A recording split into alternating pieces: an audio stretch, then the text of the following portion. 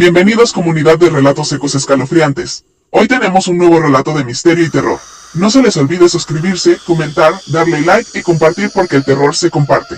Hola comunidad, hoy les traemos una de las leyendas urbanas más emblemáticas de nuestro país, leyendas urbanas de España, el Sillón del Diablo. La historia tiene sus raíces en la Universidad de Valladolid, una de las más antiguas y prestigiosas de España. Aunque los hechos que dieron origen al mito se remontan a principios del siglo XVI, la versión, que se extendió por todo el país y perdura hasta nuestros días, se consolidó hacia mediados del siglo XIX. Todo comenzó en el año 1523, cuando la Inquisición española recibió una denuncia anónima contra Andrés de Proaza, un médico recién llegado a Valladolid quien había conseguido abrir una cátedra de anatomía en la universidad.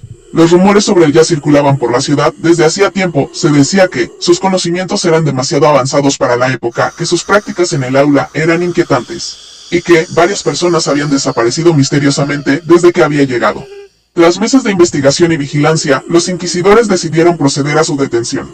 Al allanar su casa y sus cuartos en la universidad, encontraron documentos prohibidos de magia negra, instrumentos de tortura ocultos detrás de paneles falsos y lo que fue la prueba definitiva, los restos de un niño de apenas 10 años, que según las investigaciones había sido secuestrado 2 semanas antes en las calles del casco antiguo. Durante el interrogatorio, Proaza confesó sin resistencia todos sus crímenes. Reconoció haber asesinado al menor y a otras 3 personas más, utilizando sus cuerpos para realizar experimentos anatómicos que ninguna otra persona se atrevía a llevar a cabo en esa época. Pero lo que más conmocionó a los inquisidores fue su relato sobre el origen de sus conocimientos.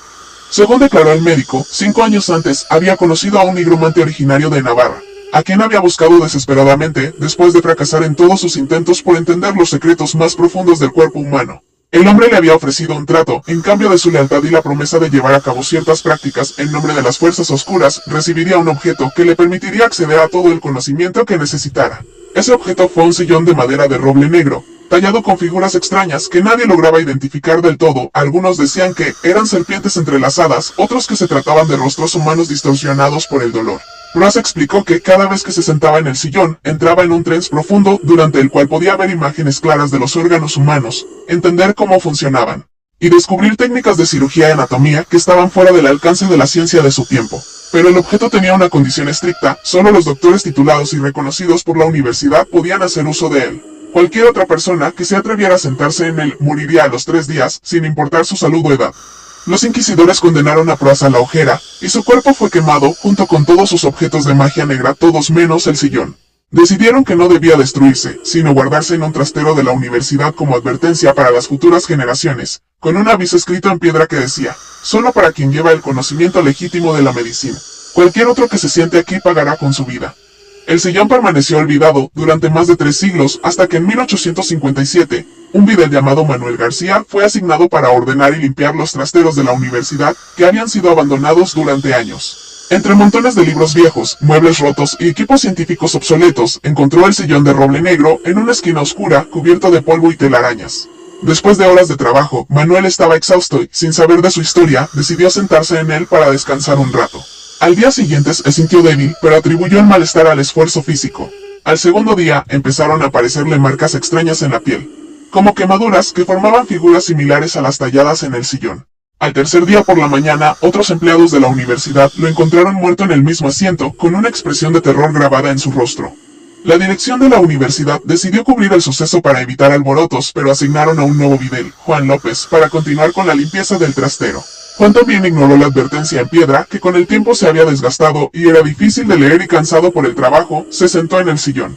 La historia se repitió exactamente igual. 3 días después, fue encontrado muerto en las mismas condiciones que su predecesor. Esta vez, la noticia no se pudo ocultar, y el mito del Sillón del Diablo se extendió por toda Valladolid y después por otras ciudades de España. La universidad decidió mover el sillón a una sala cerrada con llave, donde permaneció durante décadas, hasta que en el siglo XX fue trasladado al Museo de la Universidad de Valladolid, donde se encuentra a día de hoy. Se dice que, durante los años en que estuvo guardado, varias personas intentaron sentarse en él, estudiantes curiosos, investigadores que no creían en la leyenda, incluso algunos empleados del museo. Según los registros no oficiales, todos ellos murieron a los 3 días de haberlo hecho, aunque la institución nunca ha confirmado estas historias. Hoy en día, el sillón sigue expuesto en el museo, protegido por una barrera de cristal, con un cartel que cuenta su historia y advierte a los visitantes de no intentar tocarlo ni sentarse en él. Muchos aseguran que aún se puede sentir una energía pesada en la sala donde se encuentra y que algunas noches se oyen ruidos extraños provenientes del lugar como si alguien estuviera moviendo el sillón o susurrando en voz baja. Nosotros somos Relatos Ecos Escalofriantes. Hasta la próxima pesadilla. No se les olvide suscribirse, comentar, darle like y compartir porque el terror se comparte.